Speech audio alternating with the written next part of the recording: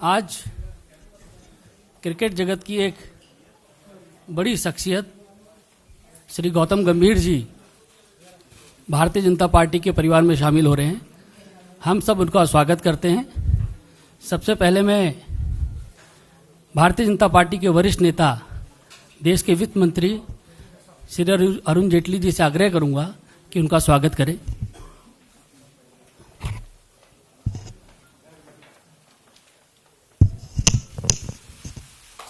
रविशंकर प्रसाद जी से आग्रह करूंगा कि बुके उनको भेंट करें।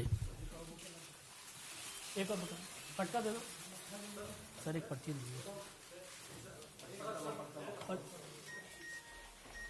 पर्ची यस, वेलकम सर, एक पर्ची दीजिए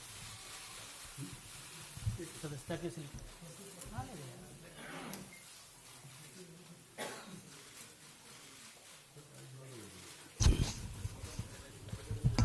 श्री अरुण जेटली जी श्री गौतम गंभीर जी को सदस्यता की पर्ची देंगे।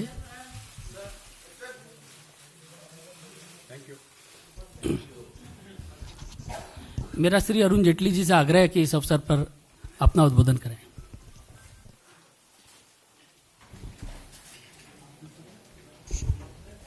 मित्रों,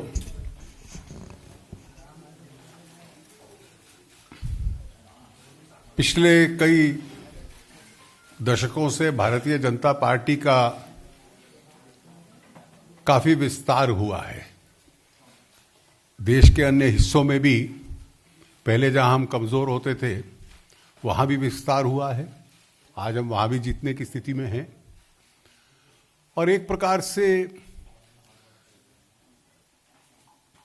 एक वक्त कहा जाता था कि हम एक काडर बेस्ड पार्टी हैं। वो आज भी हमारी विशेषता है, लेकिन उसके साथ साथ हम काडर बेस्ड मास पार्टी भी बने हैं, जिसकी की एक बहुत बड़ी फॉलोइंग और देश का सबसे बड़ा राजनीतिक दल है हम।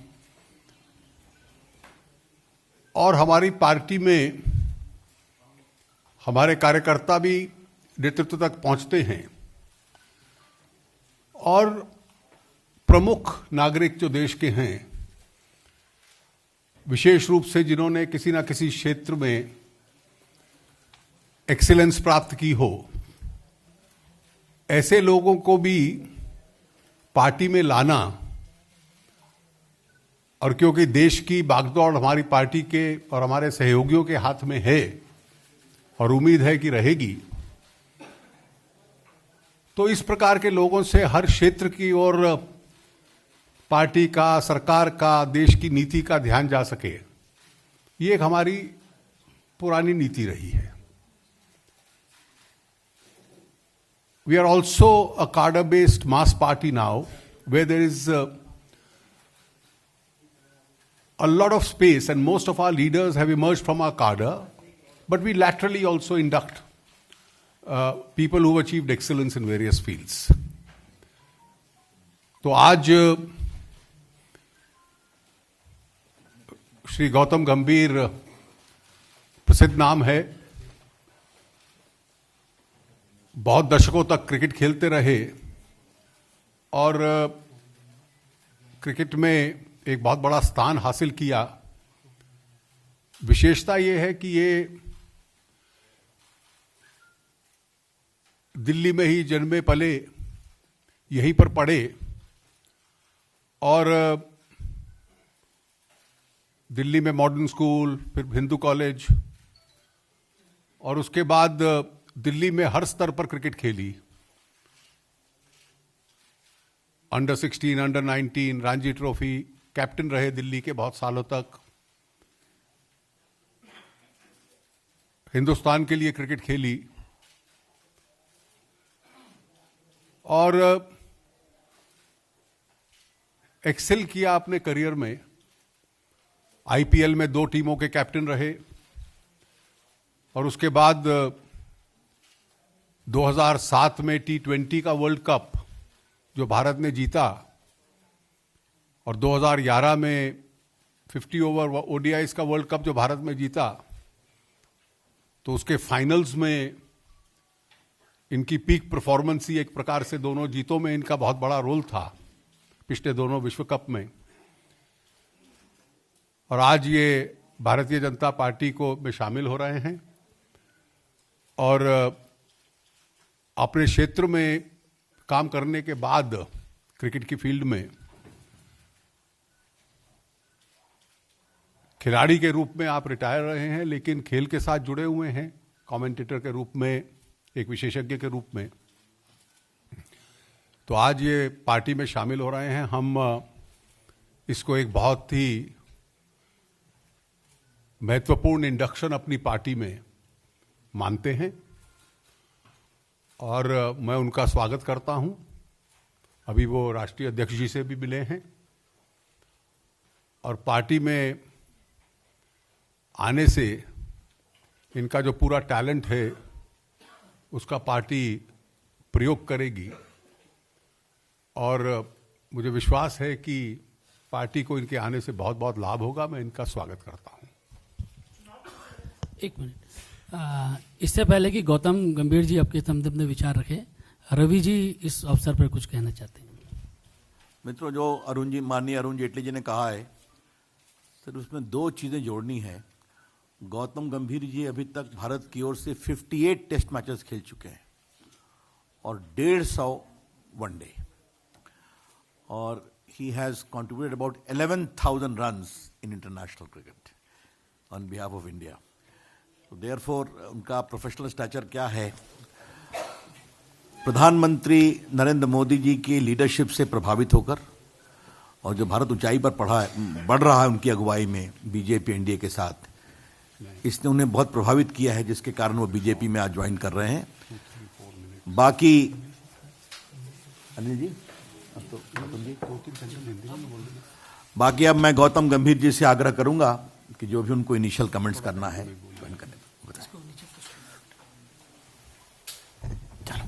Good afternoon, everyone. First of all, I would like to thank Jetli sir, Ravi Shankar Prasad sir, and BJP for giving me this opportunity to be doing something special for the country. And जैसे sir ने बोला कि obviously मैं हमारे prime minister से बहुत प्रभावित होकर और उनके विजन से बहुत प्रभावित होकर I am joining this party, and I am sure that I am going to live up to their expectations because I have done whatever I could in cricket, and this is a fabulous platform for me to do something really good for this country and take this party forward and make this country a much better place to live. So I am sure, जैसे sir ने मुझे बोला, with sir's blessing and I am going to try and do my best, and thank you very much once again.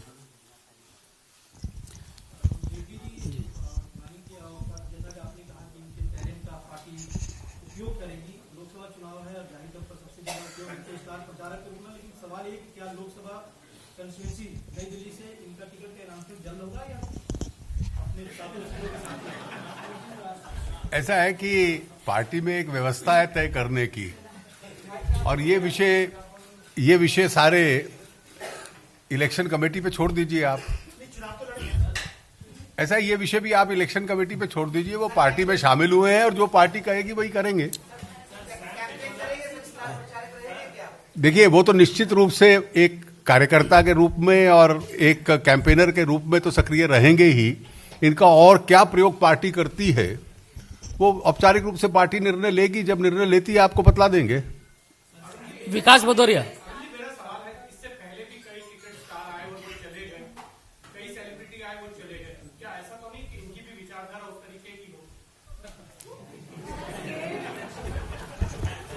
विकास भदौरिया.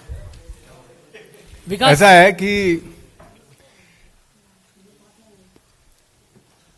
अगर आपने इनके tweets पढ़े हों जब ये क्रिकेट खेलते थे,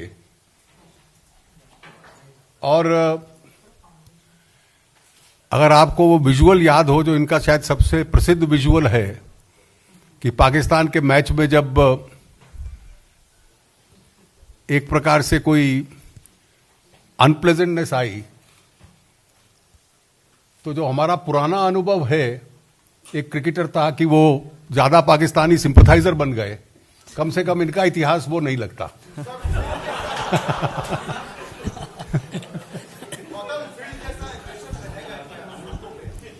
जो अनिल जी आप एक जो अनिल जी कहेंगे वो जो पूछिए.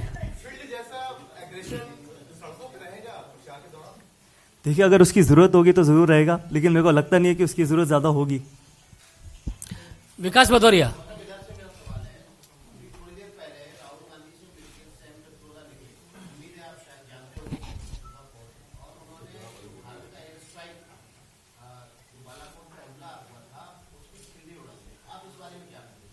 आई थिंक सर ज़्यादा इक्विप्ड है। he's asking me. No, he's asking me. देखिए, मैं इसका थोड़ा सा आपको जवाब दूंगा और उसके बाद मैं उसको जो मित्र अंग्रेजी के अखबारों या चैनल से हैं उनके लिए मैं अनुवाद भी कर दूंगा। ये अपने आप में बहुत दुर्भाग्यपूर्ण बयान है। दुर्भाग्यपूर्ण इसलिए है कि जो लोग इस देश को समझते नहीं हैं, इस देश की सुरक्षा को नहीं समझते, इस देश के सेंटिमेंट और जज्बात को नहीं समझते, केवल वही इस प्रकार का बयान दे सकते हैं। भारत की लड़ाई आतंकवाद के खिलाफ 26/11 को शुरू नहीं हुई थी। हम उससे कई पहले टेररिज्म के विक्टिम बन चुके थे और इसलिए हम लोग आतंक से लड़ रहे थे। और हर बार यही होता था कि वो टेररिस्ट आते थे, हम रोकते थे, हम उनको मारते थे, अपने लोगों को बचाते थे और साल में 1-2 घटना ऐसी हो जाती थी जहां वो सफल हो जाते थे। उस नीति से, जो भारत की एक सिक्योरिटी पॉलिसी रही, विशेष रूप से यूपीए सरकार के दौरान, मोदी जी के नेतृत्व में उसको इवॉल्व किया है।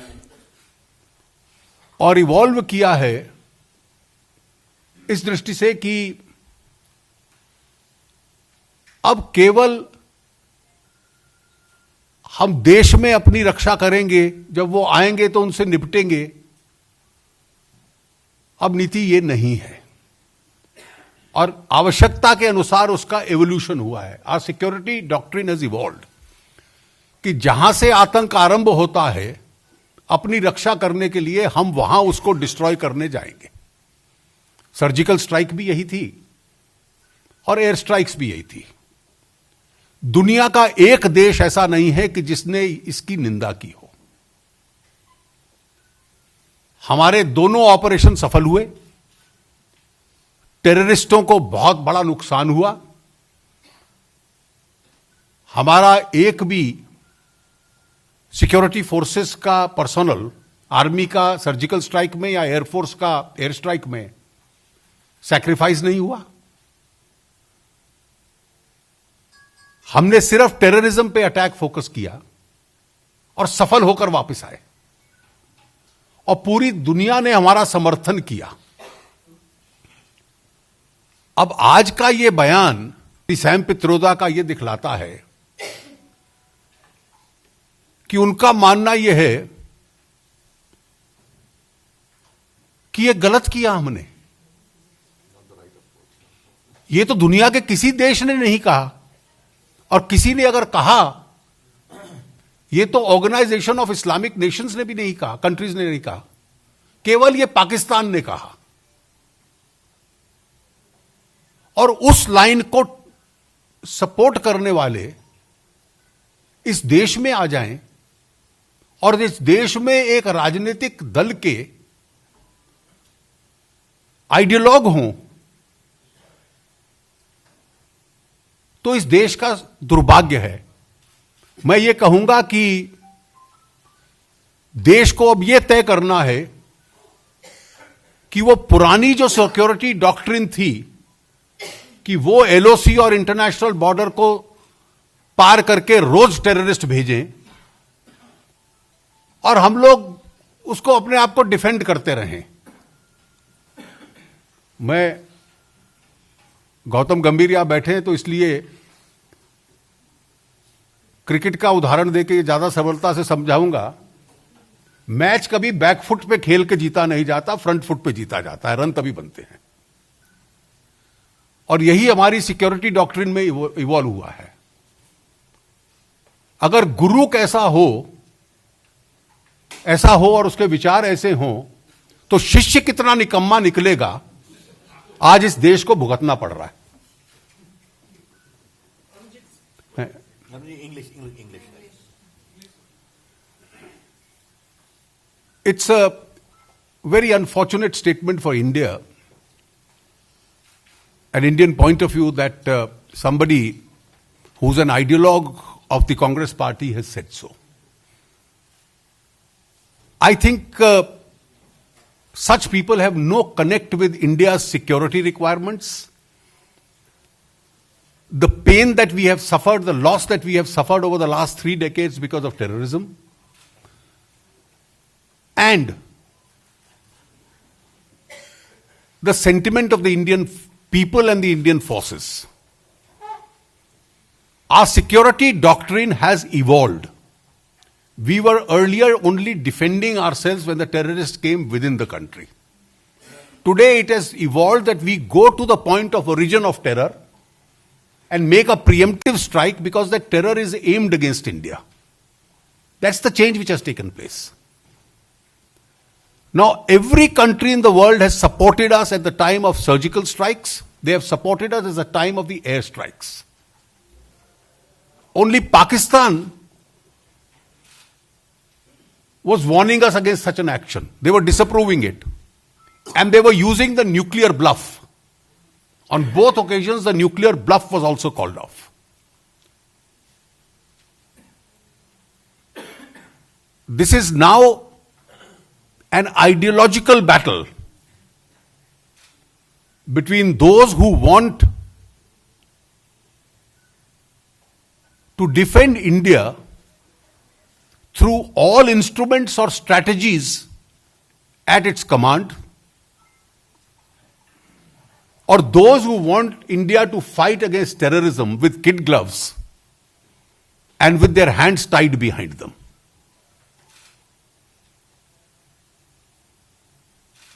If the tutor has these views, then his student, I think, will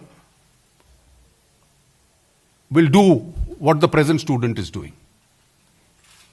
This is not the first time that a senior leader of the Congress party has made such a statement. Repeatedly such statements have been made. I am sure, and I am repeating what I have said earlier, Mr. Sam Pitroda will be very high in his TRPs on Pakistan TV today. I am equally sure that the level of revulsion against his statement in India will also be very high.